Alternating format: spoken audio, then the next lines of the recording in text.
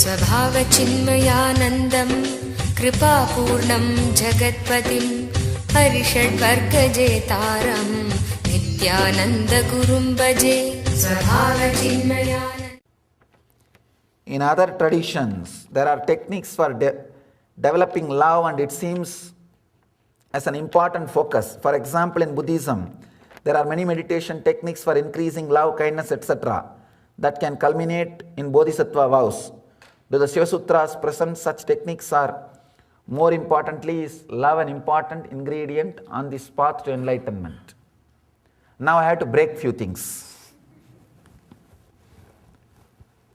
Love is a very vague, bogus, idiotic concept with which you are cheating yourself. Understand, it has no base. Real love, when it comes out of you, you will not even be aware you are loving. Others only will be aware you are embodiment of love. Love can never be done with a logical decision. Your mental setup itself should be created in such a way, your actions, your logic itself will be radiating the love which is beyond logic. Shiva Sutras is busy, Mahadeva is busy in creating a mental setup with which you will radiate love without even you knowing that you are radiating love. If you know you are radiating love, be very clear, you will become egoistic. Small story, an organization which are supposed to do social service. The boys are being trained.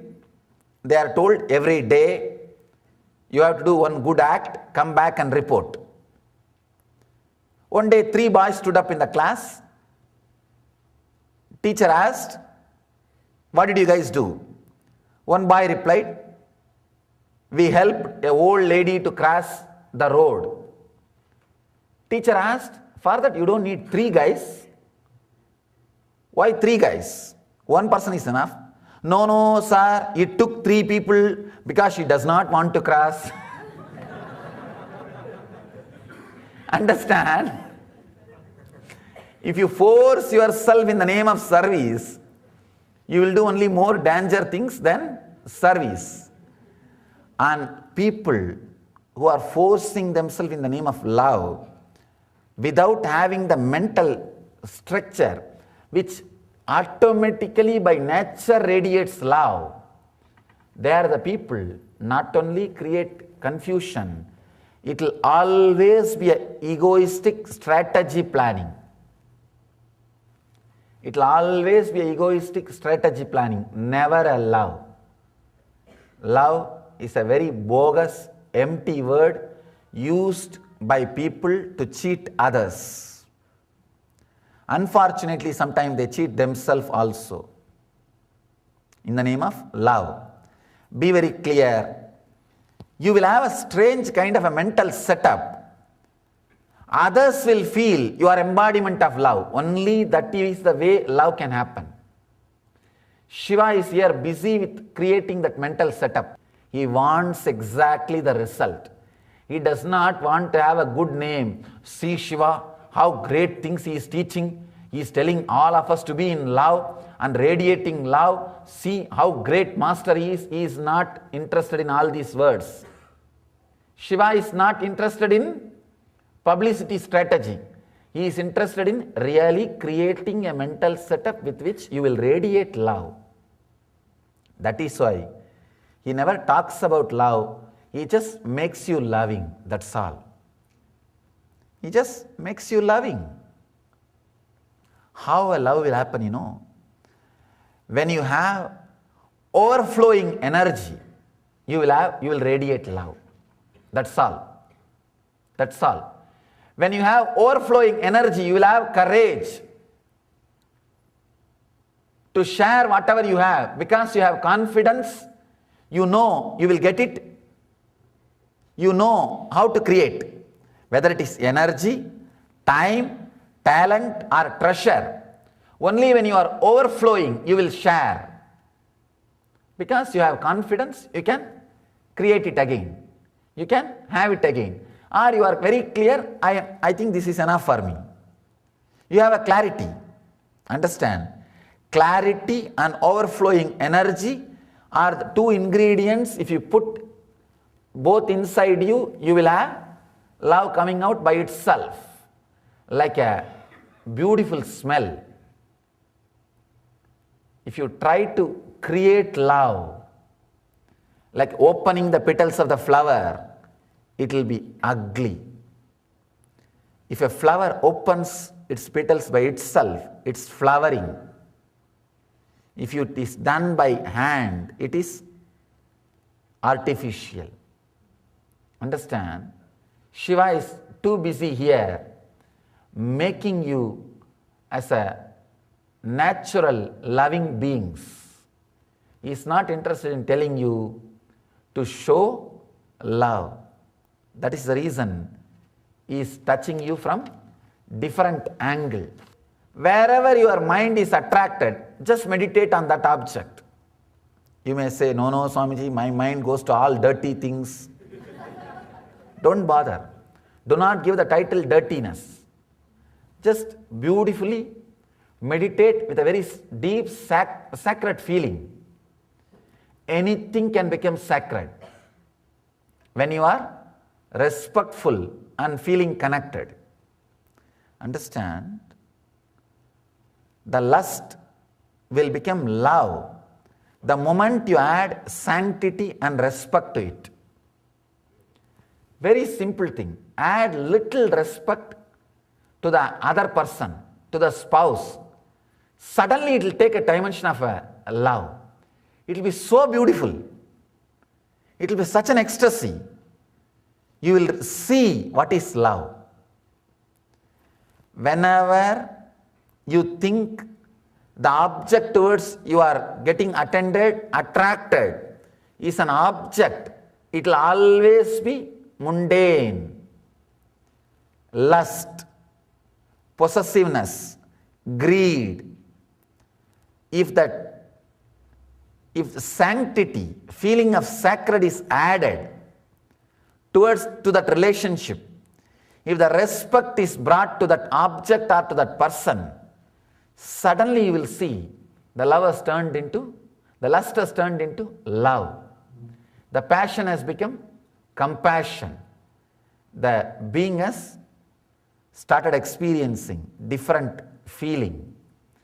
Here, Mahadeva is not interested in changing the object.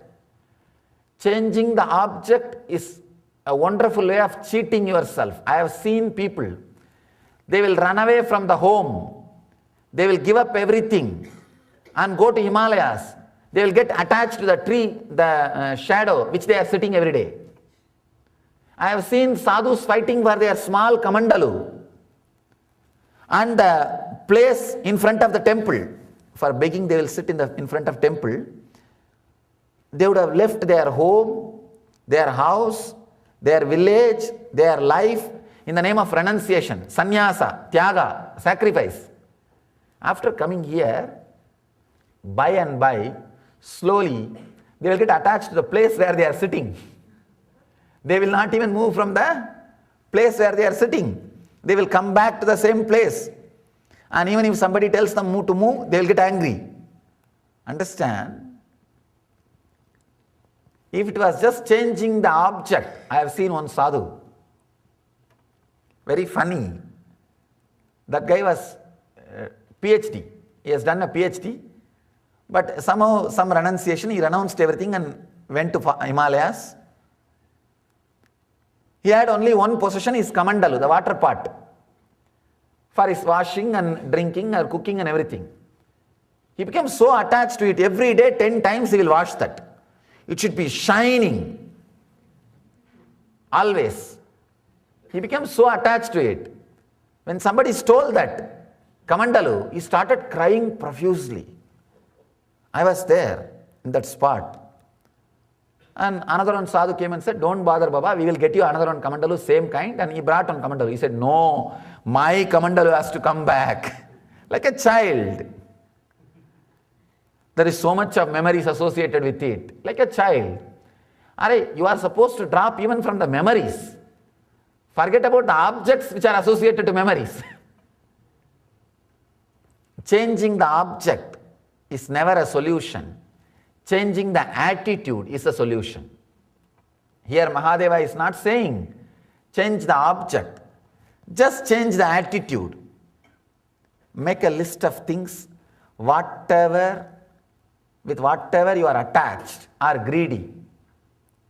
If you are greedy about some particular pleasure or a particular object, make a list. If you are possessive of some person, make a list. If you are lustful towards somebody, make a list. Make a list of all the things which creates greed, lust, possessiveness in you. Just sit and meditate. Bring respect towards that object, towards that person. With lust, you will make even person into object. With love, with respect, you will make even object into person. Object into being. Promote them, elevate them to the level of being. Suddenly you will see the lust has disappeared and transformed into love. The passion has become compassion. The being has started experiencing different state. Mahadeva says, at this very point, experience. Very powerful method. This technique is like changing the attitude.